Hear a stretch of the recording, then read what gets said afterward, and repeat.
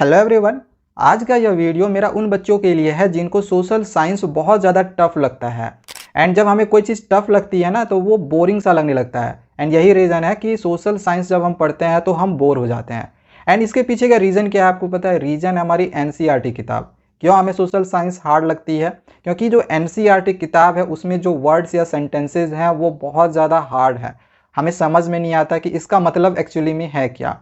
तो इसके लिए अभी मैं आप लोग को क्लास 10 सोशल साइंस के जो हमारी चारों ही किताबें चलती है, चाहे हिस्ट्री हो, ज्योग्राफी हो, इकोनॉमिक्स हो या पॉलिटिकल साइंस हो, इन चारों ही सब्जेक्ट का मैंने बेस्ट नोट्स बनाया हुआ है। अगर आप इस नोट्स से पढ़ते हो तो सिर्फ सेल्फ स्टडी करके आप किसी भी चैप्टर को बहुत ही इजीली समझ सकते हो। एंड इसका मैं अभी आप लोग को यहाँ पे प्रूफ भी दे दूंगा। मैं सिर्फ आपको चैप्टर 1 ही नहीं, मैं आप लोग को और भी यहाँ पे जितने भी चैप्टर्स हमारे हैं हिस्ट्री के, चाहे इकोनॉमिक्स के या पॉलिटिकल साइंस का हो या ज्योग्राफी का हो, आपको सारा का नोट्स मिलेगा। ठीक है, मैं यहाँ पे रैंडमली कोई भी पेज उठाऊंगा एंड आपको मैं समझाने की कोशिश करूंगा। आप खुद देख लेना कि आपको समझ में आता है या नहीं आता है, फिर आप खुद ही डिसाइड कर सकते हो कि वाकई में ये नोट्स जो है वो अच्छा है या नहीं, हमें ये नोट्स से पढ़नी चाहिए या नहीं पढ़नी चाहिए। ठीक है, अब ये नोट्स कैसे मिलेगा ये आपको वीडियो के एंड में पता चल जाएगा। मैं आप लोग पहले अच्छे से यहाँ पे बताने का कोशिश करता हूँ। ठीक है, आप खुद देखना कि आपको नोट्स ये अच्छा लग रहा है या नहीं लग रहा है, कमेंट करके जरूर बताना। अब देखो, सबसे पहला जो हमारा चैप्टर है the rise of nationalism in Europe. अब बताओ क्या इतने अच्छे तरीके से आपको पूरे यूट्यूब में कहीं पर भी नोट्स कहीं दिया गया है?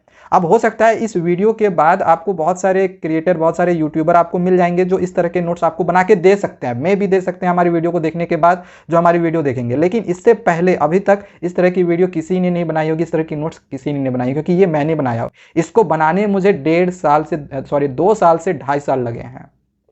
तो आप देख सकते हो कितने अच्छे तरीके से मैंने यहाँ पे सबसे पहले नेशनलिज्म को डिफाइन किया हुआ। नेशनलिज्म का मतलब क्या होता है कि अपने देश के लिए प्यार या गर्व की भावना।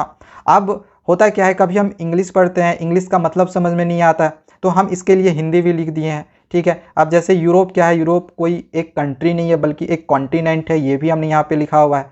यहाँ पे देखो पिक्चर वाइज मैंने यहाँ पे बहुत ही अच्छे से समझा दिया, इस पिक्चर का नाम क्या है, मैसेज क्या देना चाह रहा है, किसने इस पिक्चर को बनाया था, कब बनाया था। तो हर एक चीज़ आपको मिलेगा। देखो यहाँ पे स्टैच्यू ऑफ लिबर्टी के बारे में दिया हुआ है, हर एक चीज़ को टू द पॉइंट इसमें हमने यहाँ पे डाला हुआ है। तो इस नोट से अगर आप पढ़ते हो ना तो किसी भी टॉपिक को बहुत ही ईजिली आप समझ सकते हो, किसी भी चैप्टर को समझ सकते हो। अब देखो हैप्सबर्ग अंपायर को लेकर यहाँ पे दिया है कि पूरे ऑस्ट्रिया हंगरी में वो रूल करता था, तो इन सब रीजन्स पे उसका रूल था। अब इन सब रीजन्स में क्या लैंग्वेज बोले जाते थे, क्या आपको इतने बेस्ट तरीके से क्या कोई आपको हिस्ट्री का नोट्स दे सकता है? मैंने कहीं नहीं देखा है कि इतने अच्छे तरीके से किसी ने भी नोट्स अभी तक बनाया हुआ हो। ठीक है, अब आप सोच रहे हो ये सिर्फ सर ये तो सिर्फ चैप्टर 1 का है। मैं आपको रैंडमली कोई भी देखो रैंडमली मैंने यहाँ से ऐसे उठाया। ठीक है, अब अगर आप यहाँ पे देखो ये चैप्टर 2 का यहाँ पे कुछ टॉपिक्स है। यहाँ पे आप देखोगे कि ये जो टॉपिक होगा ये rebellion in the country side वाला टॉपिक है, यानी कि ग्रामीण इलाकों में जो नॉन कॉपरेशन मूवमेंट चलाए जा रहे थे वो क्यों चलाए जा रहे थे या किसके किसके तरफ से चलाया जा रहा था उसको लेकर है। अगर आपने पढ़ा हुआ होगा तो आपको यहाँ पे ये चीज़ समझ में भी आएगा। ठीक है, तो यहाँ पे देखो कितने अच्छे तरीके से दिया हुआ है कि पीजेंट्स की क्या क्या डिमांड थी। बहुत सारे प्लेसेस पे नाई धोबी बंस ऑर्गेनाइज किया गया पंचायत के द्वारा, ताकि बेसिक सर्विसेज को रोका जा सके। जहाँ पे थोड़ा सा लगा कि यहाँ पे बच्चों को समझने में दिक्कत होगी तो इसके लिए मैंने यहाँ पे हिंदी में भी लिख दिया है। तो इसको पढ़ना हमारे लिए ना बहुत ज़्यादा ईजी होता है। और भी चैप्टर्स के हैं, देखो यहाँ पे साल्ट मार्च का कहाँ से शुरू हुआ, साबरमती आश्रम से, डेस्टिनेशन कहाँ तक था, तो डांडी गुजरात तक, कितने डिस्टेंस कवर्ड हुए, तो 240 मील। मतलब रैंडमली मैं कोई भी पेज उठाऊँ ना तो आप ऐसा नहीं कर सकते हो कि इस पेज से हमें ये चीज़ समझ नहीं आ रही है। ठीक है, यहाँ पे देखो गांधी जी क्या सोचते हैं, पूरा एक स्टोरी टाइप में दिया हुआ है। आपको पूरा चैप्टर का जो स्टोरी है वो समझ में आएगा। जैसे जो खिलाफत मूवमेंट हुआ था, ये कैसे इसमें हिंदू और मुस्लिम एक होते हैं। अब बताओ जब आप एनसीईआरटी किताब पढ़ते हो तो ये चीज़ समझ में आएगा नहीं आएगा? इसका मैंने यहाँ पे देखो बहुत ही अच्छे से हिंदी और इंग्लिश दोनों में लिख दिया है। अब आपको समझ में आ जाएगा कि हमने शुरू में ही पढ़ा था कि पहला विश्व युद्ध चल रहा था, अलाइड पावर्स और सेंट्रल पावर के बीच में ये चल रहा था, जिसमें अलाइड पावर जीत जाता है और सेंट्रल पावर हार जाता है। तो सेंट्रल पावर की तरफ से लड़ रहा था ऑटोमन टर्की।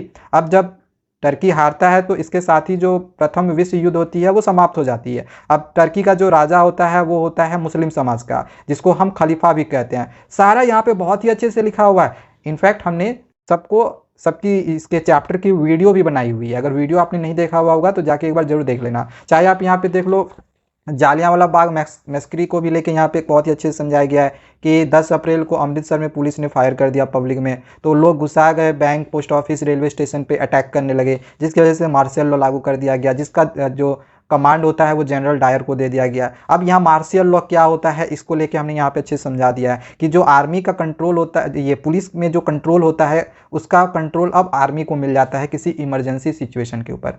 तो भाई आप किसी भी चीज़ को पढ़ोगे ना, किसी भी टॉपिक को पढ़ोगे इस नोट से, तो आप उस टॉपिक को बहुत ही इजीली समझ सकते हो। ठीक है, तो मैं आपको यही कहूँगा कि इस नोट्स से आप अपनी एग्जामिनेशन की तैयारी करना। हाँ, अब आपके दिमाग में आएगा कि सर ये नोट्स हमें मिलेगी कैसे।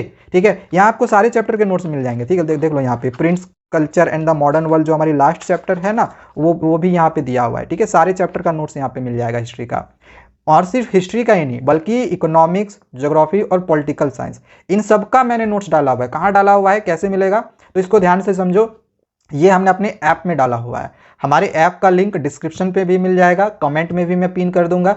एंड अगर किसी को फिर भी नहीं मिलता है तो यहाँ पे आप इस स्कैनर कोड को स्कैन कर लो, स्क्रीनशॉट करके स्कैन कर सकते हो, या किसी दूसरे मोबाइल से इसको स्कैन कर लो, आप डायरेक्ट हमारे ऐप में पहुँच जाओगे। उस ऐप को इंस्टॉल कर लेना, वहाँ पे आपको सोशल साइंस का कोर्सेज में जाओगे, कोर्सेज में जाने के बाद वहाँ पे सोशल साइंस का नोट्स में चले जाना, आपको ये वाला नोट्स मिल जाएगा। ठीक है, अब देखो वो जो नोट्स है बस मैंने आपसे थोड़ी सी अमाउंट ली है, ओनली 251 का, बहुत ज़्यादा अमाउंट नहीं है। 251 में आपको सोशल साइंस का बेस्ट से बेस्ट नोट्स मिल रहा है, जो कि आपको एनसीईआरटी से समझ में तो नहीं आएगा, लेकिन यहाँ से समझ में जरूर आ जाएगा। मैं इस बात की आपको 100% गारंटी दे रहा हूँ। बाकी अगर किसी तरह का कोई प्रॉब्लम होता है तो कमेंट करना, मैं आगे के वीडियोज़ में इसका आपको सॉल्यूशन बताऊँगा। Thank you, bye bye.